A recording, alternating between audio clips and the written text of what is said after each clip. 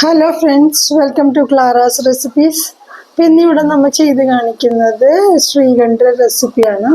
അപ്പോൾ അതിനായിട്ട് നമുക്ക് 750 ഗ്രാമോളം നമ്മൾ ഇതെടുത്തിട്ടുണ്ട്, തൈര് എടുത്തിട്ടുണ്ട്, കട്ടിയുള്ള തൈര് എടുത്തിട്ടുണ്ട്. ഇനി അതൊരു സ്ട്രെയിനറിലേക്ക് ഒരു വെള്ള തുണി വെച്ചിട്ട് നമുക്കത് ഒന്ന് സ്ട്രെയിൻ ചെയ്തെടുക്കണം. അതിൻ്റെ വെള്ളമെല്ലാം മാറ്റിയെടുക്കണം നമുക്ക്.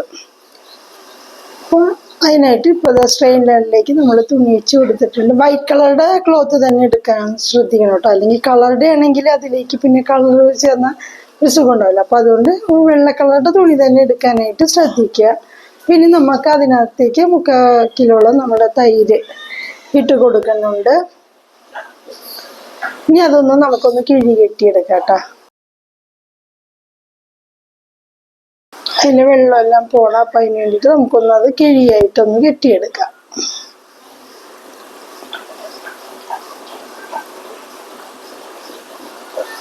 നൂല് അല്ലെങ്കിൽ എന്തെങ്കിലും ഒരു തുണിയുടെ കഷ്ണം വെച്ചിട്ട് നന്നായിട്ടൊന്ന് അത് കെട്ടി എടുക്കാം നമുക്ക്.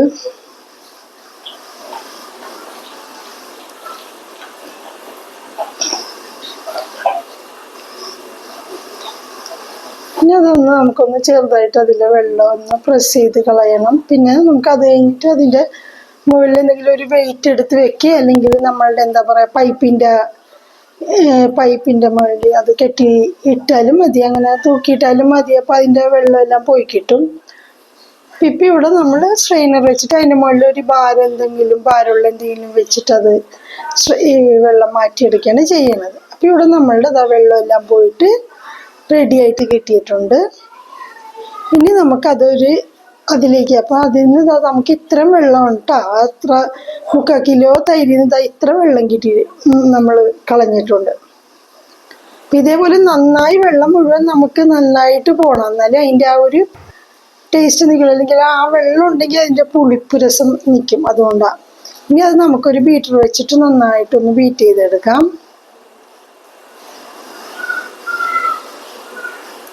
നല്ലൊരു ക്രീമി എന്താ പറയുക നല്ലൊരു ക്രീമി ടെക്സ്ചർ വരണ വരെ, നല്ലൊരു സ്മൂത്ത് ആയിട്ട് വരണ വരെ നമുക്കതൊന്ന് ഇളക്കി യോജിപ്പിക്കാം.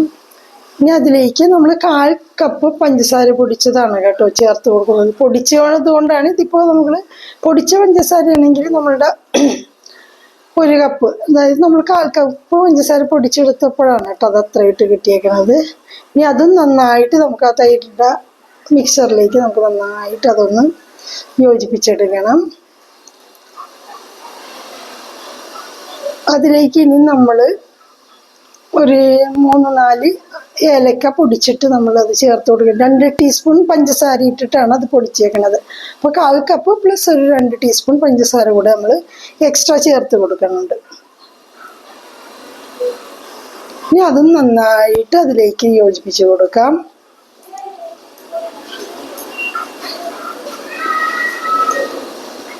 ഇനി നമ്മൾ അതിലേക്ക് ചേർക്കുന്നത് ഒരു 2 നുള്ള് കുങ്കുമപ്പൂവ് കുറച്ച് പാലിൽ നമ്മൾ മിക്സ് ചെയ്ത് വെച്ചിട്ടുണ്ടായിരുന്നു. അതായത് ഇതിനൊരു കളറും പിന്നെ ആ കുങ്കുമപ്പൂവിൻ്റെ ഒരു പ്രത്യേക ടേസ്റ്റും ആണല്ലോ, അപ്പോൾ ആ ടേസ്റ്റും കൂടി കിട്ടാൻ വേണ്ടിയിട്ടാണ്.